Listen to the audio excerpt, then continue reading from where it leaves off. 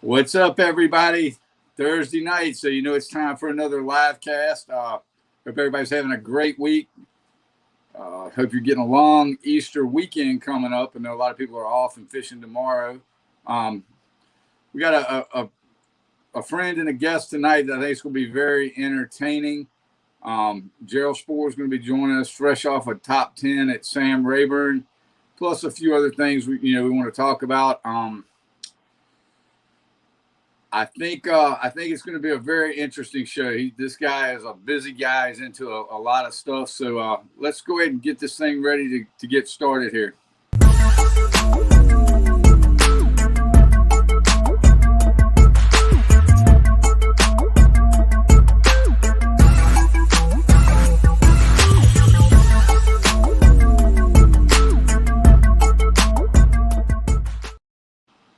All right, everybody. Let's get this thing started right off the bat. I'll bring Gerald on in, and we'll talk about his top 10 down at Sam Rayburn.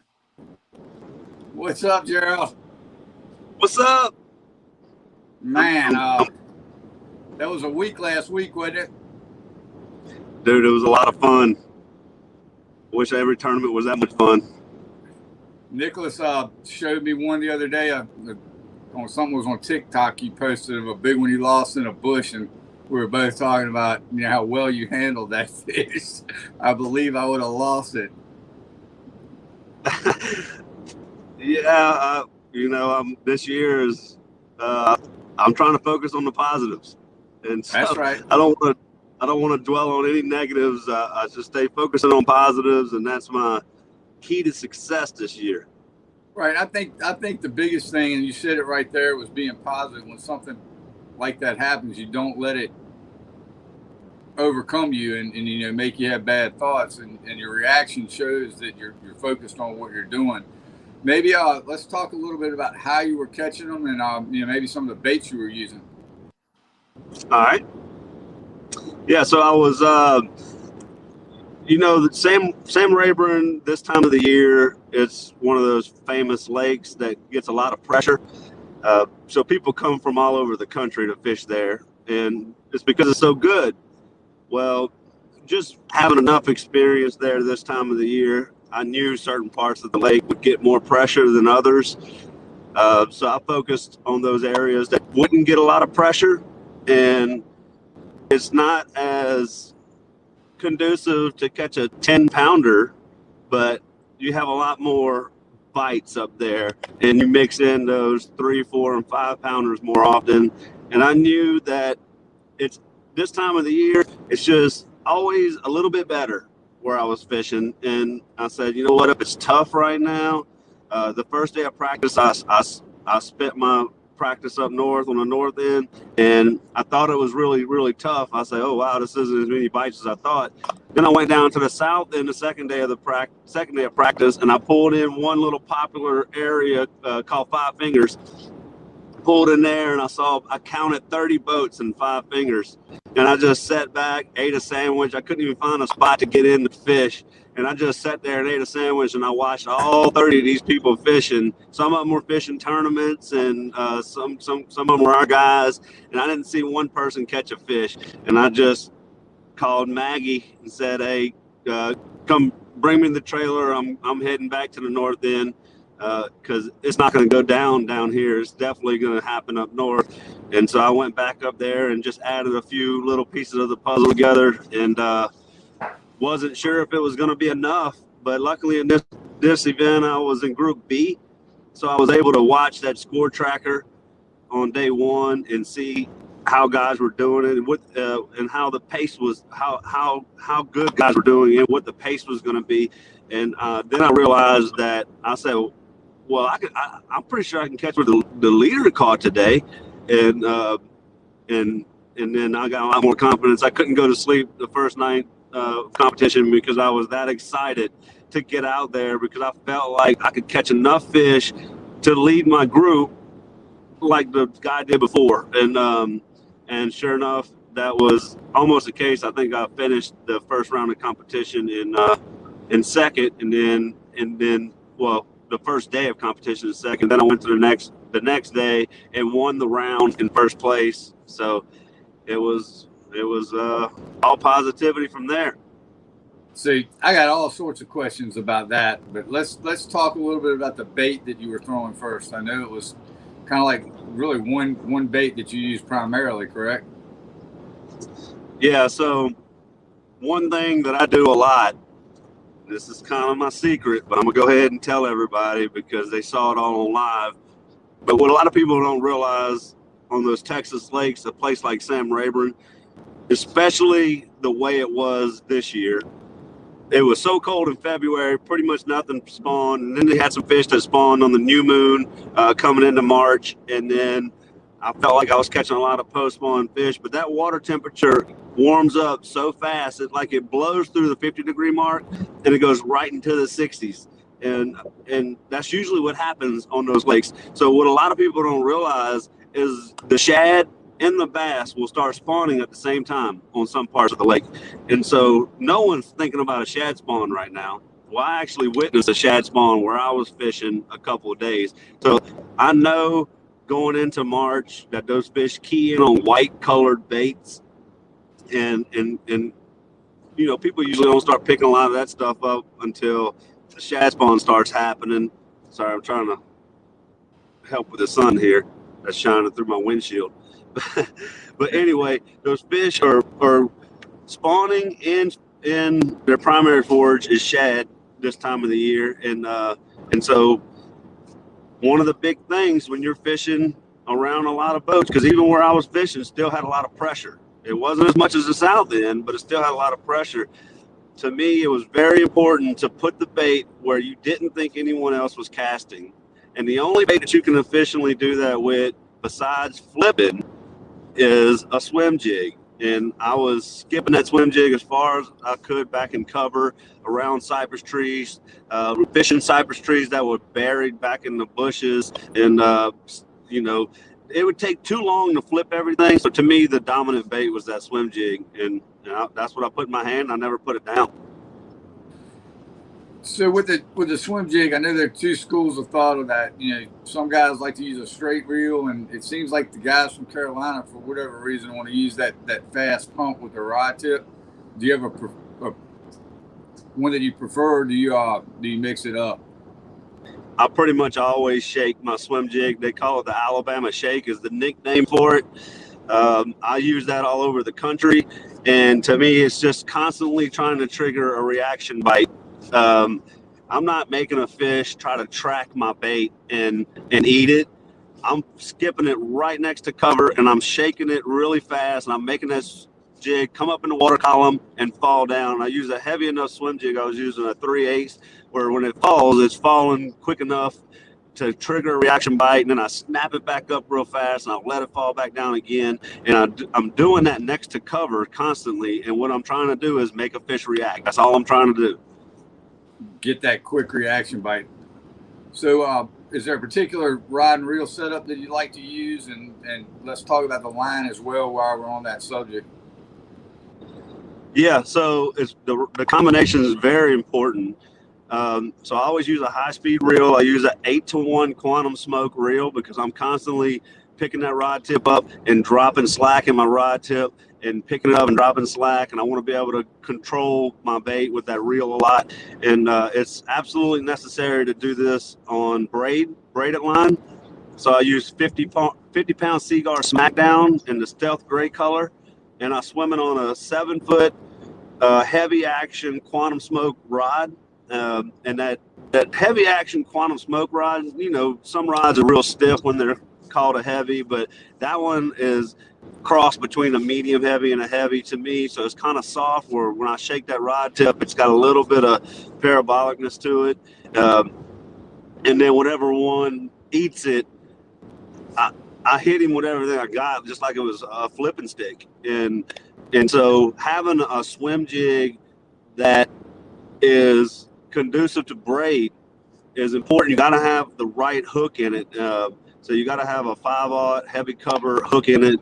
And that way you don't straighten the hook out with that braid and that heavy rod. And a lot of those fish bite close because I'm hitting cover 10 foot out in front of the boat, and I'm a 6'2" guy, 200 pounds, if I put a lot of pressure on 50-pound braid, you better have a hook that can handle that. Right, without straightening it out. I get it. I know you Yep. said earlier that the swim jig was a homemade deal, but I know you said you were using a twin turbo for a trailer, John's bait. How much difference does a trailer make, if somebody's going out just trying to throw that swim jig? So it's real important because your trailer, you can't use something that has soft plastic, because when you're skipping it a lot, you're constantly beating that bait up. You're bouncing it off a cover, and if you watch live any, you can see how I would try to drive that jig through brush. I would literally throw it as hard as I could into the brush and make that jig just beat its way through it, and then I want to be able to work the bait back through the cover to get the bite. Well, if you had a real soft trailer on there, you would knock that trailer off, and then you would mess your cast up because a leg came off of the bait or it slid down the jig or something. So that twin turbo is very, very tough. And then as soon as that twin turbo touches the water, those legs start moving. And so it doesn't take much action with my rod to get those, to start getting that motion. And a lot of times I got the bite right whenever the jig hit the water. Right. And so your average guy that probably went into where you were fishing at wouldn't be making those casts to be fishing the outsides. And were there just not any fish out there? Were they all like pulled back in the meat of that stuff? No, there were fish out there, but you could have caught fish. Trust me, I probably blew by thousands of fish a day.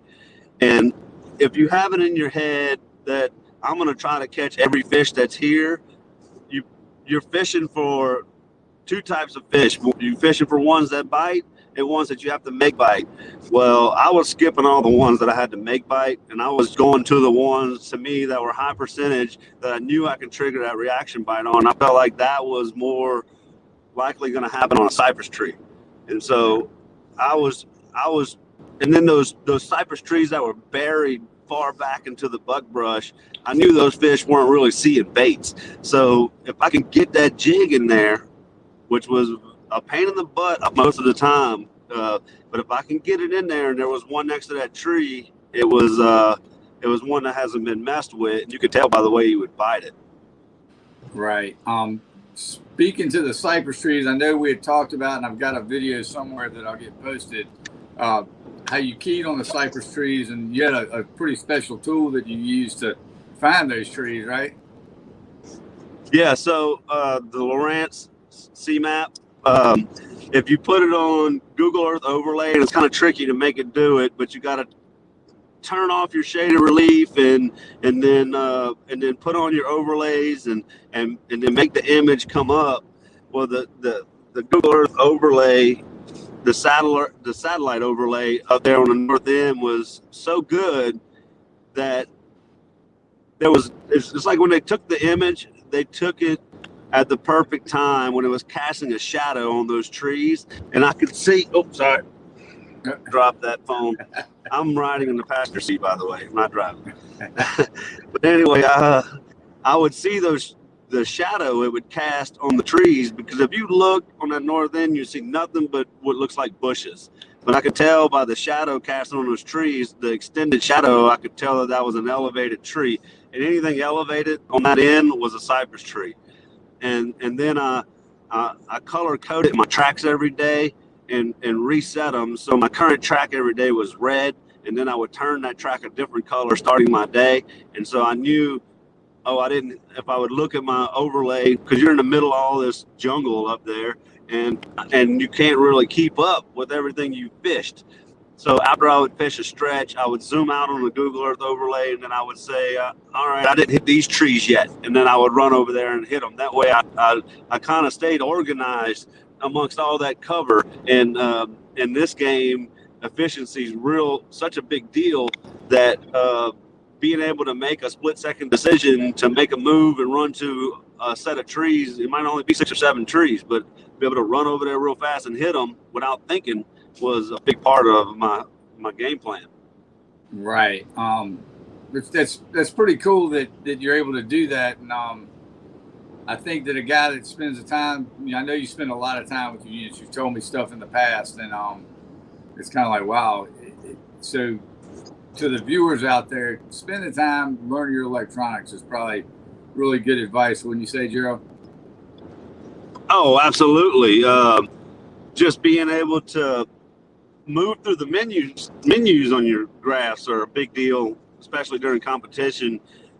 You don't want to be sitting there thinking while the score tracker's going off, like, man, how do I pull up this old waypoint on this one deal that I used to catch them on, or how do I hurry up and find the next set of cypress trees? Or there was another little unique thing. I always put a heading sensor on, and with the new 0.1 antennas, they show the direction of your boat, whether you're moving or not, and it always shows you that relative direction. And the wind was blowing real bad, and I was trying to decide if a certain set of trees out on the main lake was going to be getting hit with direct waves, if that wind was going to be directly blowing on that shoreline. But when you're up there, you don't know if it's. I knew it was kind of blowing that way, but I was wondering if that shoreline was protecting it or not. So all I did was zoom out on my map, and I had that heading extension set to infinite, where it constantly draws a line across the lake, and I was able to point my bow into the wind, and it drew that line across the lake, and I saw my shoreline was protected. So then I was able to make a 20-minute run down to a set of trees that I knew would be protected when I got there. Right. So you didn't run all the way there on a gamble and get there and find out it's trash. It's not where you want to be at. So the efficiency thing of it. It allowed me to make the decision. The whole time I'm fishing, I'm thinking, man, I'm wondering if those trees are getting hit with this wind. If they're getting hit with this wind, it's not going to be good. Because if you're catching fish that are glued to a cypress tree, my experience is when you get 2-foot waves hitting that cypress tree, those fish get off that structure. They don't relate to it the same way. So if you can still catch them doing a lot of other things and all this other stuff, but when I was trying to catch fish that were tight to cover, I didn't want that wind blowing directly on it. Right. Makes sense. Well, I'm trying not to keep you too long tonight, so on to my next topic of discussion. 4 years with Suzuki. What can you say about the motor? I mean, I know, I'm not sure all our fans know just how reliable they are. Yeah, see, I got my Suzuki shirt on right here. That's right.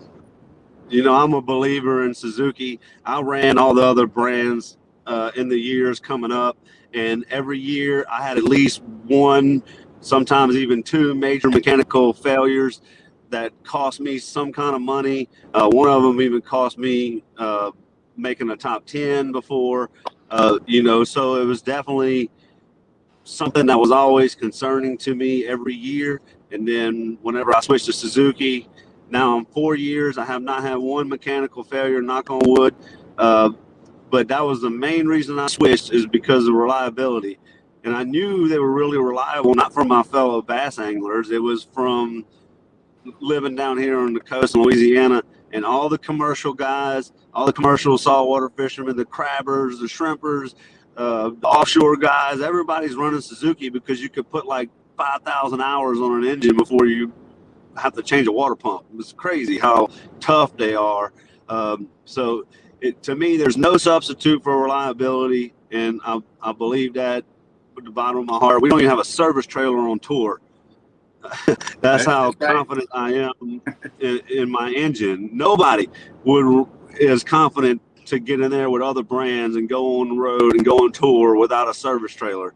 And we have not had a service trailer, and all 6 guys on the Suzuki team have never had a day where they couldn't compete because of their engine, and that says more than anything. I totally agree. I mean, I've been a believer for a long time as well, and I think more and more people were opening their eyes to the Suzuki way of life. It's something to be said when you know your engine's going to start every time. That's it.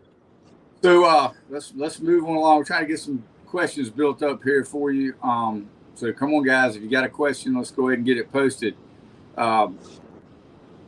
Louisiana is famous for crawfish. Been to many a crawfish boil when I've been down there. Most people don't really get to experience it, but if you had one recipe for cooking crawfish, how would you do it? There's only one way to do it. So we use a standard seasoning mix that they sell in Louisiana. It's a Louisiana brand seasoning or Zatarain's brand seasoning, but both of them are pretty much the same. And you just use it's like a 1 pound bag of pre-mixed seasoning that we put with 1 sack of crawfish, and then we'll use like 1 bottle of this liquid crab oil concentrate. It's just basically this liquid spice that we put in there, and then we'll put some lemons, and then at that point you could throw anything else you want to in a crawfish bowl. I don't care what it is: hot dog weenies, sausage, asparagus, mushrooms, potatoes, corn, and everyone likes the flavor of the crawfish being in all that stuff. I saw we had one other day, a guy threw okra in it. It was delicious. Yeah, and then you throw your crawfish in, you bring your water to a boil, you throw your crawfish in there, and then you once the water comes back to a boil, you boil them for like a minute or two at a rolling boil, and you cut them off and you let them soak for about 30 minutes, and that's it. You dump them all over the table, and at that point it's a race. That's to right. try to eat more than the guy next to you. Yeah, if you've never experienced it, guys, you need to find somewhere and go, at least once. It needs to be on everybody's bucket list for sure. So I know you're traveling with a couple buddies today from Venice, and you got a special project going on down there, right? Let's talk about that a little bit. Yeah, so for the last year or so, we got into saltwater fishing big time. We like to go offshore and catch tuna and swordfish and grouper and snapper and all that fun stuff. And we got into doing all that stuff, and then we just got tired of trying to find a place to stay. And I got my 2 buddies with me. We got Chance back here. What's up? And then we got Derek. How you doing? They're shy. But anyway, these guys, they kind of been my partners in this whole thing, and they like to go offshore just as much as I do, and so we decided that we wanted to invest and start building a fish camp out in Venice, Louisiana. And if you don't know what Venice, Louisiana is all about, you can go catch 100 bass in a day, or you can go offshore and catch tuna, blue marlin. A popular guided trip that people do down there is called a cast and blast. So you can go kill a limit of ducks in the morning, go catch some redfish, go catch some bass, and then you can go out there and catch a tuna all in the same day. And there's nowhere else in the world you can really do that. So it's my favorite place to spend my time outside of traveling and competing.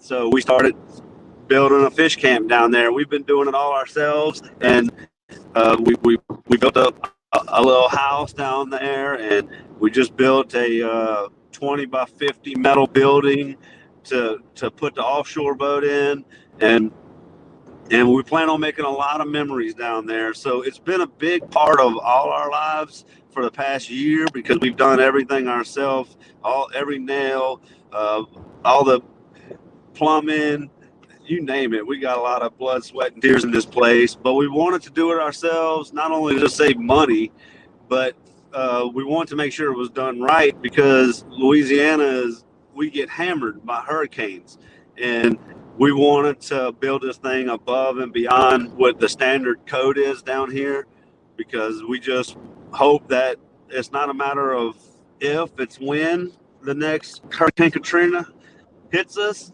And we're just hoping that we're building it enough to be able to withstand it, to where we still have a place to go when it's all over with. That's right. I know I heard you say something earlier about having some writers' conferences down there or whatever. So I'm kind of looking forward to that one. It might be a good trip. Yeah, so Venice is real popular they do host a lot of writers' conferences and stuff, because it's such a unique fishery that whenever it's time for these companies to do something fun, they all want to come to Venice because of the food and the inshore fishing and the hunting and the offshore. You could just do so much. And if you have any kind of equipment in the fishing industry, all these companies know that they can come down here and test it. Whether it's Seagar fishing line or Bubba Blade's a sponsor of mine. We have all these different knives where we clean all these different species of fish and stuff. And if you want to know how good your fishing line is or a knife is or anything, you come to Venice and we'll show you if it's real or not. And so we really wanted to invest in this place because when these people come down, we want to be able to host them. We want them to be able to stay with us. We want to show them the full spread. We want to boil crawfish for them and take them to Venice Marina to eat and show them that there's nowhere else in the country that's as fun as coming down here. Yeah. And speaking of the Bubba Blade, I kind of skipped over the Eat, Drink, and Fish social media page. Can you jump back to that and touch on it real quick? So if you follow me at Gerald Spohrer Fishing on Instagram or Facebook or YouTube, you'll notice that we're always including some kind of food. We love food as part of my culture. I like to cook a lot. My girlfriend Maggie, that's one of our favorite things to do is we go eat at these nice restaurants and stuff, and we're foodies. And so one thing that we got into is everywhere we went across the country fishing, we would always, one of our favorite things to do is look for the best restaurant in every town that we go to. And we started finding all these really cool places to eat all over the country, whether it's up in New York or in Alabama, East Coast. And we said, do we need to start like sharing this with the fans? So we started the Eat, Drink, Fish Instagram page, and it's kind of like TripAdvisor for fishermen. If you rolling through a town and you're like, man, I wonder what's good to eat over here, there's a good chance that me and Maggie probably already found the right restaurant. And we roll in there and we want to meet the chef and we want to see the kitchen and we do the whole deal because that's part of the whole experience to us, and we like seeing how it's done. And so when we partnered with Bubba Blade, one of the big things that we love to do is show the world how we go offshore, clean our catch, and then cook it and eat it and present it on a plate. So we have what they call Water to Plate Wednesday, where often, not every Wednesday, but often on Wednesdays, we'll show pictures of the knife we used, how we cleaned them, and what it looks like on a plate. And sometimes we'll even go through the cooking process. I think the last one we did was with swordfish. We always do it with golden tile fish. That's one of our favorites. Our scamp grouper. Of course, we do a lot with tuna. And we'll throw in some sac-a-lait, which is crappie. And so we try to. Maggie just said that Eat, Drink, and Fish is up now. Where would people go find that? Instagram. You go to Eat, Drink, Fish on Instagram, and you can you'll find it sometimes. Major League Fishing will post one of our blogs, and the blogs is Maggie. I'll just give my 2 cents, but she types all that stuff. But we're together everywhere we go, and we both give our feedback on if it's good or not. All right, that's awesome, Gerald. We'll have to definitely check into that and share it out. Maybe we can get some of those blogs and share them as well. So we got several questions here. I want to run through real quick. Our buddy Trinity wanted to know, did Catch Some Relief help you at all this past week? Oh yeah, yeah. Catch Some Relief. That's that. So I got into that. The first time I ever used a CBD pain cream was some stuff they gave me, and I became a believer in it because we always get inflammation in our elbows and our back and things like that because we're always on the water fishing, and anybody who fishes a lot is going to complain about some sort of pain. And so he sent me a bunch of it, and I started using it, and then now I kind of depend on it because it's inevitable. You're going to feel pain in your neck, your back, your elbows, or something. And so yeah, that stuff really does work, and it's starting to come on. It's starting to get real popular in the fishing industry.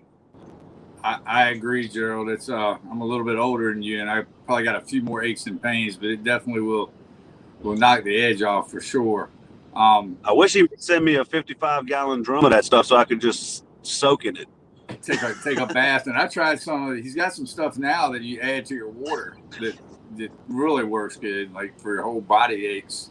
Well, I don't have that yet, Trinity. So where's it at? Yep. Trinity, where's it at? All right. So Scott Noel wanted to know what would have been your second choice if they wouldn't have been the swim jig.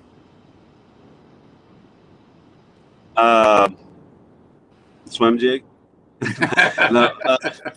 No, I was trying to. I wanted them to buy the moving bait. I really wanted, if they would have been if the flipping bite would have been real good and real efficient, then I would have flipped a lot. That's something I love to do over there. But they really got to be on that stuff for me to get enough bite to flip and to have stuck with that. To me, I like to cover a lot of water, and I knew that Cypress Street deal and all that stuff, it was going to be all about a chatterbait or a swim jig. But then I also knew that the chatterbait, I couldn't put it where I was putting that swim jig. So you just stay getting hung up with it and that much cover. So I literally went there with a preconceived notion. I said I was going to catch them on that swim jig before I ever got there. And I actually went and did it around the house a bunch just to hone in my skipping skills and make sure I was dialed in. And we got some YouTube videos of me and my buddy Derek catching 5-pounders in that Chapel Eye spillway on that same white swim jig like a week or two before we showed up on Rayburn, because I was going there to do that.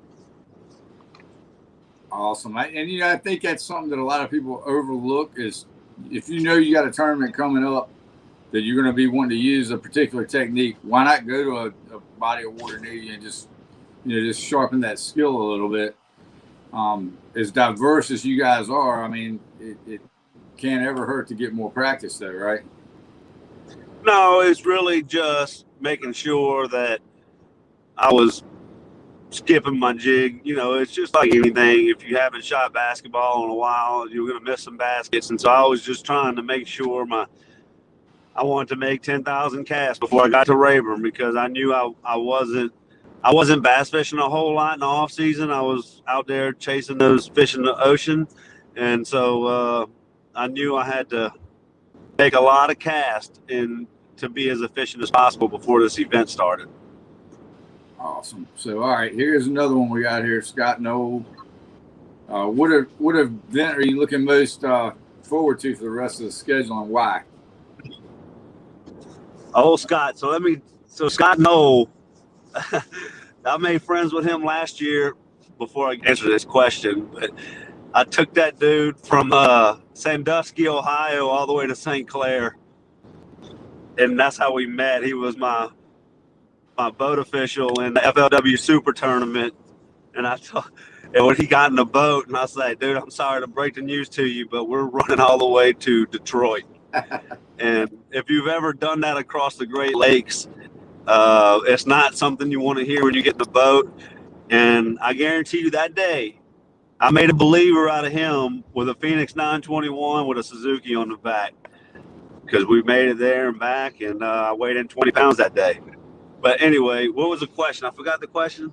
I don't even know. What event am I looking most forward to? Yeah, but look what Scott's reply to that was. Just saying. Yes, the event I'm looking most forward to this year is probably Lake Champlain. Oh, I'm losing light here. It's getting dark. Y'all see me now? Barely, but that's good. We can hear you. All right. Let me see if I can brighten. Probably Lake Champlain.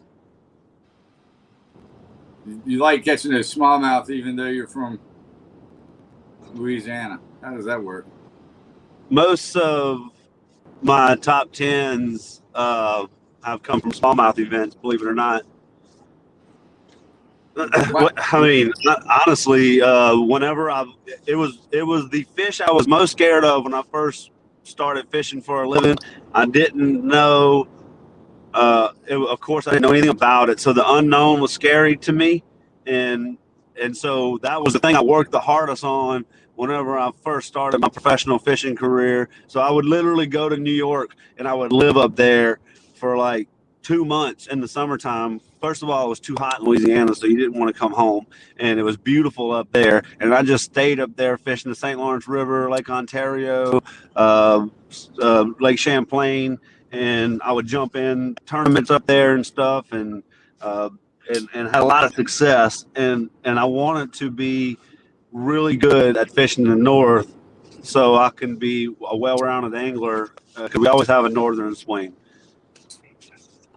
Right. Well, Gerald, we're running out of light here, and I know you guys got some driving to do, but just tell us where people can find more Gerald Spohrer. Yeah, that's better. That's much better. Yeah. Somebody got smart there. But dude, we got every light on in the truck right now. We got the visor lights on. I'm not driving. Derek's driving. Hey, Trinity wanted to know again. What's your favorite dessert? A daiquiri? No, that's not a dessert, dude. That's what I got right here. That's not really a dessert, though. I mean, Well, yeah. we can get these drive-through in Louisiana. That's another fun part about Louisiana. This is a dirty monkey with an extra shot. Gotcha. Okay, now I know. So, all right, I got a question for you. Work, bro. I got a question for the truck. Yeah. So, being from Louisiana, I want to hear y'all's funniest alligator story. Oh, I got two. All right, bring them. All right, the first one, and you can actually see the footage of this from Shannon Wheeler, our fellow missile baits guy. Yeah. Where I had one eat a frog. No, he ate a D-bomb. We was messing with him with a frog. He ate a D-bomb. We hooked him and reeled him to the boat and grabbed him and brought him in the boat. And I don't know if you ever met Big Mike that travels and does stuff with missile at the classic and stuff like that. I know you're talking about. Big old dude, bro. Mm-hmm. He turned into a 10-year-old girl and climbed up on the back engine, and we sitting there taking pictures. I'm holding the alligator and stuff, and it was just funny watching these guys freak out that don't normally interact with alligators. And then the second one was I hooked another alligator. I was with T. Roy Broussard in the swamp, and I tried to boat flip a 4-foot with his signature series rod, and this thing broke in 4 pieces. And it was the only one. It was the only one. They made it special for him, and I smashed it. No, we was dying laughing. How about the rest of the truck? They got anything funny to say about alligators? I mean, most people don't come in contact with them. I don't mess with them. Man, I've done hooked a many alligator on a frog in South Louisiana. Yeah. I had that happen to me in Florida last year with one of Gagliardi's rides, and Stephen Browning come walking down there and was like, "What are you gonna do now?" And thank God the thing come off. But anyway, it's a hellacious topwater bite for sure. I mean, it will scare you, right? Especially when you don't know what it is. We got a bunch of them down here. Your support system is pretty amazing to me. Maggie is there with you at every event and kind of takes care of the day-to-day business for you. So all you have to do is fish. Maybe talk a little bit about how important that is to have that support system. Yeah, it is important. Especially now at this point in my career, we have a lot of sponsor obligations, a lot of expectations we have to meet, and we have a lot of media expectations. And if an angler is trying to manage all that on his own, he's taken away from thinking about fishing. He starts to get overwhelmed before it's even time to think about fishing because he's just stressed out with the industry as a whole, with all the stuff he has to make sure he accomplishes. And so when Maggie got involved, whenever I first qualified for the Elite Series back in 2016, that's when me and her met, and she got involved right away and immediately got to where she was back in the truck and boat in the water. She sat there at the boat ramp and practiced until she could figure that out on her own, because she didn't want me having to get in and out of the truck every morning for competition. She wanted to take care of that. And then she wants to be able to deal with the trailer throughout the day because she needs the truck, so she wanted to be able to handle that. And then every one of my sponsors know who she is, so she does all the email communications with them. She manages all the social media expectations. She makes sure that if we have to make X amount of posts per month for a certain company, she makes sure that we hit those marks. She invoices all the sponsors, and she makes sure that we get paid. She does she keeps a spreadsheet on all the impressions that we get and the amount of news articles and TV time. And I mean, it's unreal how much that girl manages and keeps up with. And then that way, all I got to worry about is catching a bass. That's right. I mean, it's a team. Y'all are a team. I mean, I see it at every event. It's a big deal to have you not have to get out after fishing all day, walk up and get your trailer. It doesn't sound like much, but I know that takes a load off of you to have somebody there that can help you for sure. Oh yeah, most of the most successful guys in our sport have that person with them. Right. Almost every single one of them. When you look at the guys in our industry, they all have a teammate that partners with them and helps them manage all this stuff. That's exactly right. So what's up next for you, Gerald? Well, we're working on the fish camp a lot right now. That's been back-breaking work. I spent a lot of time with a shovel in my hand today. I mean, it's that kind of work. and then we gotta make a trip to Florida. I usually don't pre-practice, but I've never been to Harris Chain, and I really need to see how that thing lays out with idle zones and locking systems and everything else that goes in with a series of different lakes in Florida. And so I need to go there. I need to make a trip there before off limits. We're probably going to go swing by the Suzuki test facility and do some work over there. The new test facility that's in Panama City, Florida. And then when we come home, we're going to probably do some more work on the fish camp, and then we're going to get the everything ready to go to Lake Travis.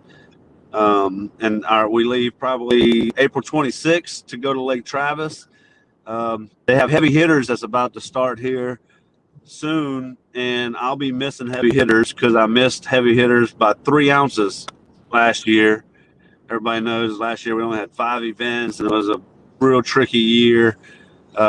But yeah, it was right on I don't know how I missed it. I had 5 fish that went like 28 pounds or something, and 27 pounds or something like that, and still missed it. Those guys just caught a lot of big ones. I didn't catch a 10-pounder at Fork, but that's why I missed it. Yeah. I had a 6. that group you're fishing against is pretty stout, though. I mean, it's a stout group. You're off to a good start this year, though, after Sam Rayburn for sure. Man, I'm excited about the year. I think the schedule is going to lay out good, and it's going to be a lot of big fish caught. You've got some history at Travis, right? Or no? Yeah, so we went to Travis once. Yeah, in 2018, we went to Travis with the Elite Series, and I top 10'd over there, and I felt like I could have potentially won that tournament. I had a little bit of a panic. I had 2 5-pounders on the same top water. Oh, nice. Got them all, and they were both hooked good. And I could have easily reached down there and pulled, just at least grabbed one and pulled them both in.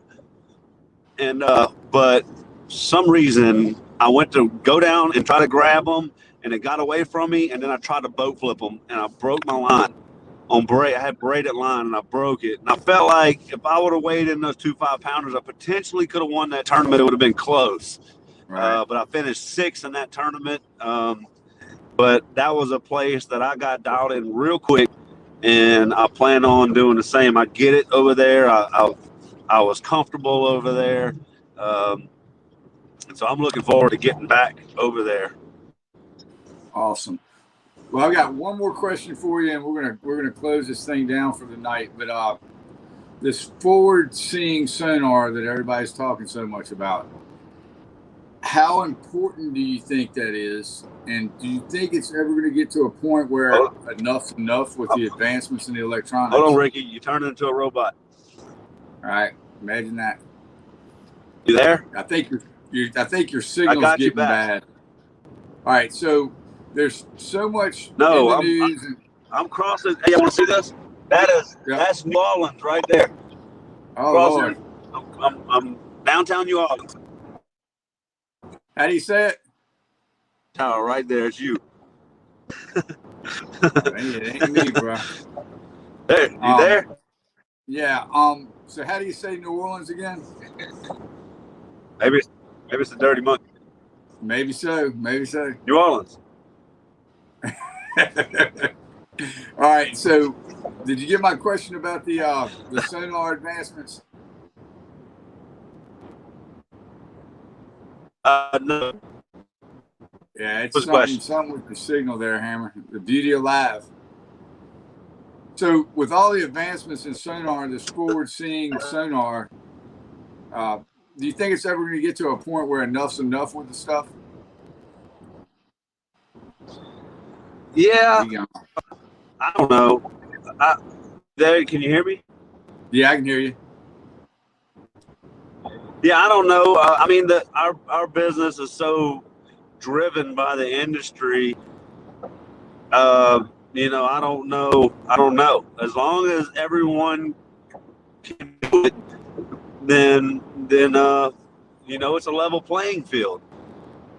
One cool show that we watch that puts things in perspective is just go on Netflix. You can watch this really cool show. It's called Formula One. Right. And so it's all about Formula One racing.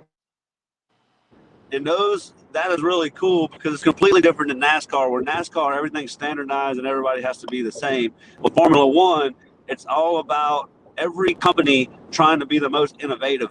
And they have to follow a certain set of guidelines, but it's the team that has come up with the most advanced technology every year that wins the races, and it's all about who is the best at getting good at the new technology the fastest, and that's kind of where the technology is.